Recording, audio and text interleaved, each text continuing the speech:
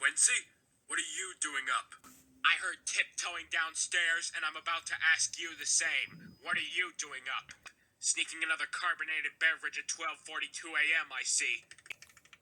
So what if I'm sneaking a drink at night?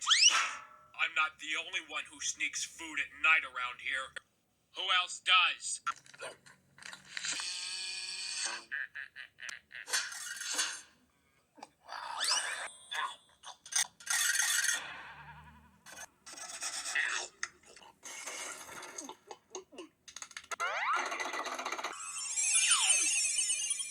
See? It runs in the family.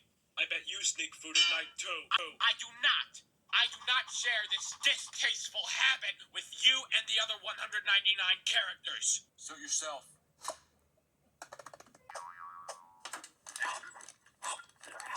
Aha! Cut! Shut your hole! This isn't over!